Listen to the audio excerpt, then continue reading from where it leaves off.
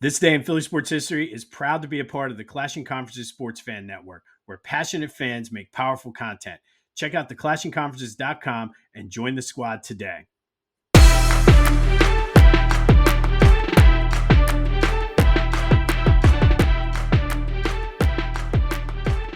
What's up, everyone? Welcome to This Day in Philly sports history for July 2nd, 2025. I'm your host, Jim Montgomery. Welcome to a Wednesday edition of the podcast. Happy Humpday to everyone out there. It's 4th of July week. A lot of people are off work today. And if you are working today, you're probably working today, off tomorrow. Enjoy, be safe, don't be an idiot. Before we get into today's episode, a few programming notes. First, we're going to be way out of order today. You'll see why in a minute.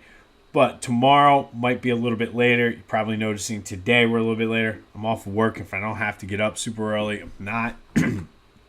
Also, Friday, on the 4th of July, we will have a show. There will not be a tournament matchup that day, partly because of the holiday, partly because it helps me to space it out so it ends in June.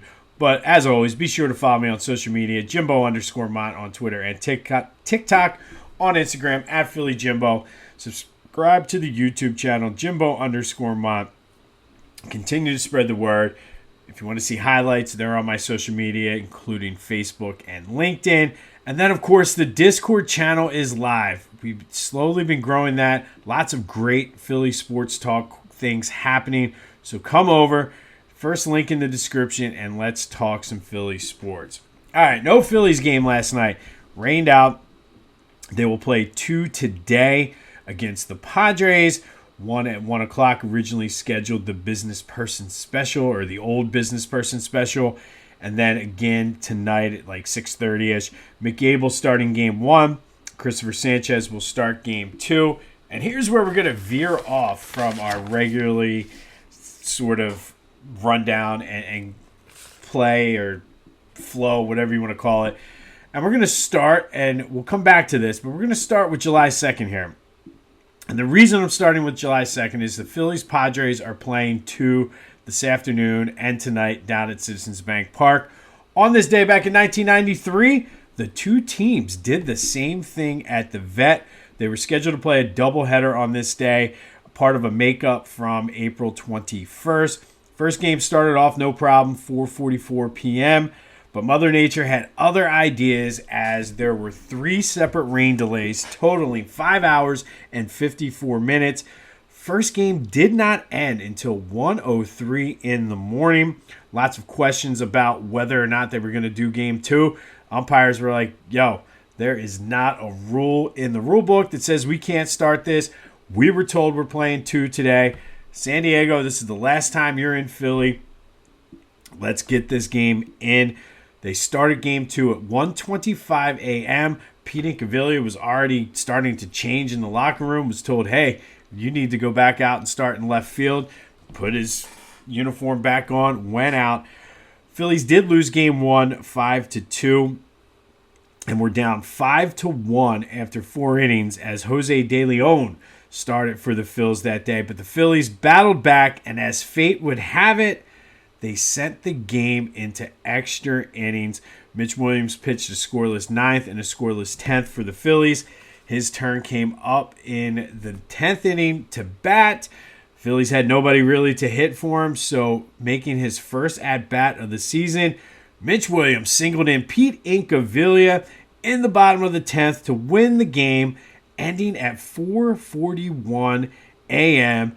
As Harry Callis said, Mitchy Poo won the game for the Phillies 6-5 in one of the more bizarre doubleheaders in Major League Baseball history, one of the more bizarre games, more bizarre days in Phillies history, and one of the just great highlights and great stories, great moments from that 93 team with the Phillies.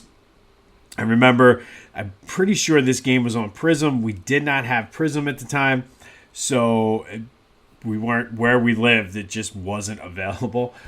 So I remember listening to this game on the radio thinking, will they play the second game? What is happening? Trying to stay awake. But what a great memory on this day back in 1993, Phillies. And this really started to catapult them. They were in a little bit of a free fall heading into this game. Their lead had dropped down to 5.5 games over the Cardinals. They had lost like 6 of 7 or something crazy like that. But it really got them back on the right track as they came down the stretch. But on this day in 1993, Phillies split a doubleheader with the Padres. Game 1 didn't end till 1:03 a.m. due to almost 6 hours of rain delays. And then Game 2 started at 1:25, ending at 4:41 when Mitchy Poo singled in Pete Incaviglia for the win. Now, we'll come back to the rest of July 2nd, but I figured since the Phillies and Padres are playing a doubleheader today, why not just tie it all together? But like I said, one of the more bizarre moments, days during that 93, and there was a ton of bizarre and weird days during that season. All right, Flyers opened up free agency yesterday. Were very active. Picked up a couple defensemen, a center, and a goalie. Dan Vladar is the goalie. Kristen Dvorak is the center. Noah Juleson is one of the defensemen. Now, Dvorak and Juleson actually both played for Rick Tocchet. And I like this because Rick Tocchet's trying to get a whole new system in there. Bring guys that know your system, kind of help these guys transition and implement. And as Nick Sirianni would say, build strong roots, a strong foundation for your system. He also signed defenseman Dennis Gilbert. Now, a lot of people were mixed on some of these moves, but I like them in the sense that the guys you just drafted, a lot of your young guys aren't going to be ready to start the season. They might be called up later in the season. It might not be till next year. So you have some NHL experienced guys, especially guys that know Rick Tocchet's system in there to help ease and make this transition smoother. The other thing about these deals is they're only 1 or 2 year deals, so they're not going to be hamstrung with long-term, which during the Fletcher era, that's what the Flyers had. They had all these terrible contracts that Danny Briere and Keith Jones sort of had to dig the team out of. So the fact that they're being cap responsible and physically responsible with these moves, it's the trend. Like I love everything they're doing, and I've been since they hired him. I said Danny Briere knows his shit. The fact that he went to Wharton, the fact that he worked as a scout, the fact that it's not just Bobby Clarke saying, "Hey, you're my boy, you got a job." Like he's worked his way up, and everything he's doing so far, he has a plan, and he's not veering from the plan too much. I know it may have been escalated or rushed maybe a year or two because of Mishkov being able to come over sooner. But I like what he's doing, man. He's sticking to a plan. I still think they're about a year or two away from being a year or two away. But I think the future is bright. And I told you this last year. I'm telling you again, hop on the Flyers bandwagon. The other story from the Flyers is Tyson Forrester had surgery on his elbow to treat an infection from an injury he sustained playing for Team Canada. Kind of a mixed bag on whether he'll be ready for the training camp in the start of the season. But that certainly could be a huge blow for the Flyers. But he should be fine. He just might miss the start of the season. And then on the other side of the winter sports circle, the Sixers were not very active. They did sign Trendon Watford, and he's a power forward, small forward, hybrid type player. Played 2 years in Portland, 2 years in Brooklyn. Signed him to a 2-year deal. He does provide sort of a need now that Gershon Yabusele signed with the Knicks. But I don't know. This isn't like I'm doing backflips over. He's a playmaker who can score. He can handle the ball. I'm not sure what his shooting is because he hasn't really had to shoot much either stop he has played in the NBA. But he's not a great defender, which is the opposite of some of the moves that they've been making here. So we'll see. He's good friends with Tyrese Maxey, which if you read the tea leaves, this is switching over slowly from being Joe's team to Tyrese's team. But, I mean, I guess if Tyrese likes him, it's his team, so we'll see what happens. It's not like a needle mover for me, but it fills a need. I mean, I'm not happy they lost Yabusele. I really liked him. I would have liked to have seen him get another run here, but the Knicks though, the stinking Knicks. All right, we did the housekeeping. I went over programming, but let's recap yesterday's trivia question. We did in honor of Chuck Klein hitting for the cycle. He did it 2 times in his Major League Baseball career. It happened for the Phillies 10 times. 2 of them were Chuck Klein. Who were the other Phillies to hit for the cycle? Lav Cross, Cy Williams, Sam Thompson, Johnny Callison, Greg Jeffries, David Bell, JT Realmuto, and Weston Wilson did it last August. So thank you to everybody who reached out and answered the trivia question. Go to the Discord channel. First link in the description if you want to answer today's. But those are the names of the Phillies who have hit for the cycle. Packing up the whole crew for a week down the shore? Don't waste your first day dragging bags and beach chairs. Let Beach Caddy do the work. With bellhop service for move-ins and move-outs, plus beach cart rentals in Ocean City, Avalon, Sea Isle, Stone Harbor, and Wildwood, they've got your back from driveway to dune. Stress less, relax more. Book now at beachcaddy.app. Use the promo code Jimbo for 10% off your bellhop or cart rental services. Beach Caddy, because vacation should start when you get there. Best beach carts on the Jersey Shore. Book now at beachcaddy.app. Use the promo code Jimbo for 10% off your order and let Beach Caddy take the stress out of your vacation. All right, we already mentioned the 93 doubleheader against the Padres that ended at 4:41. Doesn't look like that's going to happen today. I don't believe that there's enough rain in the forecast to make it extend that long.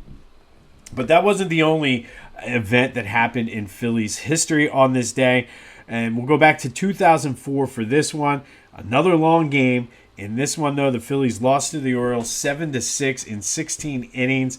The Phillies, though, set a team and a National League record with 18 walks. Yes, the Orioles walked the Phillies 18 times. Could you imagine this current iteration of the Phillies walking 8 times in a game, let alone 18? Jimmy Rollins and Bobby Abreu each walked 4 times. The National League record was then tied by the Arizona Diamondbacks in 2013 against your Philadelphia Phillies. All right, today's trivia question. And like I said, be sure to go to the Discord. Let's have some fun talking about this. But going back to the 93 Phillies, that season was just a special, magical season. The Phillies were 500 or better against every team in the National League that year, with the exception of 2. Which 2 teams did the Phillies have losing records against in 1993? Hit me up on the Discord. Call or text me on the Back to the Future voice and text line 267-495-8531. That'll get you in. Get that. Anything else Phillies sports. Want to talk Sixers, Flyers, free agency. Want to talk Mitchie Poo for that matter. All of that is fair game. All right, today is Wednesday, and every Wednesday we do What If Wednesday. That is brought to you by Lotwin. Go to lotwin.com, get your 3D custom hype chain. These things are amazing, great for any type of event. Fantasy football season is coming, bachelor parties, youth sports, a lot of travel tournaments happening right now. Go to Lotwin, get your custom hype chain, and use the promo code TCCPOD for 10% off of your order. All right, on this day, back in 1999, Scott Rowland hit 2 homers in a game for the Phillies in a 14-1 win against the Cubs, including an inside the park home run. And it got me thinking, and this is one of the biggest what ifs I think in Phillies history anyway, is he was obviously unhappy because they weren't spending money, but what if they would have made it work with Scott Rowland? What if he could have seen the long-term vision that Ed Wade had with guys like Jimmy Rollins, Chase Utley, Ryan Howard, Brett Myers, those guys coming up through Cole Hamels, coming up through the Phillies system. Just kind of talk about and look at what if Scott Rowland had stayed. Obviously, they would have had to spend which they were prepared to do if Rolen was a little bit more patient. Once the new stadium opened up, they went out and paid for Jim Thome to come in as a free agent. But if you think about it, they could have had, before the golden era, the Rollins, Utley, Howard team, they could have had a trio of Jim Thome, Scott Rowland, and Bobby Abreu. Two surefire Hall of Famers, another one who has a Hall of Fame case. I know a lot of people aren't fans of his, but Bobby Abreu, you put those three together, all of a sudden that outlook of those early 2000 teams certainly looks different. I went through, kind of looked at some of the standings, and they probably still missed the playoffs in 2002. 2003, they finished 5 games back of the wild card. Scott Rowland on that team, you don't think he could have made up 5 games? I didn't get into WAR and just kind of did the eye test here. 2004, they had a shot. They were 6 games back of the wild card, 10 out of the division. So maybe they make the wild card there. 2005, though, absolutely. They finished 1 game back of the wild card, 2 games back of the division. You had Ryan Howard come up at the end of the season. Could you imagine 2 corner infielders of Scott Rowland and Ryan Howard? Rookie of the Year, Ryan Howard. Former Rookie of the Year, Scott Rowland. I mean, I think 2005 could have been a year. 2006, they were 3 games back in the wild card. Probably weren't going to catch the Mets for the division. But who knows? Maybe they keep Abreu. Maybe you don't have Jason Worth or one of those guys that come in. But third base in 2007, then, that's kind of was a weak spot. That's when they went out and got Pedro Feliz in 2008. But you don't have to worry about it. So maybe they have a better shot to move on in 2007. But I think from 2005 to 2007 with Scott Rowland, this team looks completely different. And maybe they make the postseason sooner with that core. Maybe it helps their development out. Maybe his leadership helps to guide them past the Rockies in 2007. Never know, but like that 2002 to 2007, but specifically the 05 to 07, that was Scott Rowland's prime years. So you throw a Hall of Fame third baseman in their prime years with a young core that was already coming up, and then you had guys like Abreu, maybe this team looks different. I think, like I said, that 04, 05 through 07 certainly looks different with Scott Rowland. The 2008 World Series team looks different with Scott Rowland nearing the end of his career over Pedro Feliz. And I like Pedro Feliz. I'm not knocking Pedro Feliz, but Scott Rowland's a Hall of Famer. It certainly changes his legacy with the Phillies if he stayed. Maybe it's all for nothing. Who knows? But what are your thoughts? Let me know what you're thinking. Would it have made a difference for this team? Would it have changed their mindset and their spending? Maybe Citizens Bank Park opens up early. Who knows? But what are your thoughts? What if, on What If Wednesday, what if Scott Rowland stayed with the Phillies? As always, that is brought to you by Lotwin. Get your 3D custom hype chains at lotwin.com. All right, finally today, our greatest individual season in Philly sports history. Yesterday, it was Mike Schmidt, number 1 seed from 1980, beating Dick Allen, the number 8 seed from 1966, with 95% of the vote. Schmidt from 1980, MVP, World Series MVP, moves on to face Roy Halladay from 2010.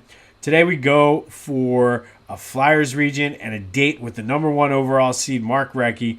We have number 4, Eric Lindros from 94-95. It was a lockout-shortened season, but Eric Lindros put up 70 points in 46 games, 29 goals, 41 assists, had a plus-minus of 27. He was the Hart and the Pearson Trophy winner, all NHL, and helped, more importantly, lead the Flyers to their first playoff appearance since 1989. Made it all the way to the Eastern Conference Finals before bowing out to the Devils during that playoff run. Had 15 points. Certainly had a tremendous season, getting Flyers fans excited. But that's our number 4 seed, taking on his mentor / nemesis, Bobby Clarke, from 1975-76. Clarke was the Hart Trophy winner, scored 119 points, 89 assists that season, had an amazing plus-minus of 83. Flyers did lose to the Canadians in the Stanley Cup Finals that year, but Bobby Clarke added 14 assists during that playoff run. So who do you got? Eric Lindros from 94-95, Bobby Clarke from 75-76. Get your votes in. Call or text me. Social media, Discord channel, whatever you got. Get those votes in. Also, I want to give a shout out to our partner, Philly Goat. Go to phillygoat.com. Check out everything they have on their website. They got you covered for Philly sports, Philly themed apparel and accessories. And use the promo code Jim Montgomery to take 10% off of your order. All right.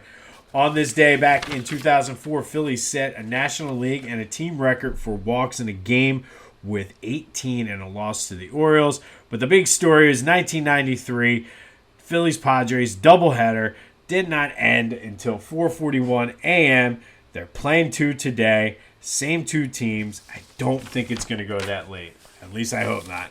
We'll have more on the Flyers and Sixers as they go through day 2 of free agency. Hopefully, we do get 2 games in today, but I did check the weather. It doesn't look like there's going to be a ton of rain.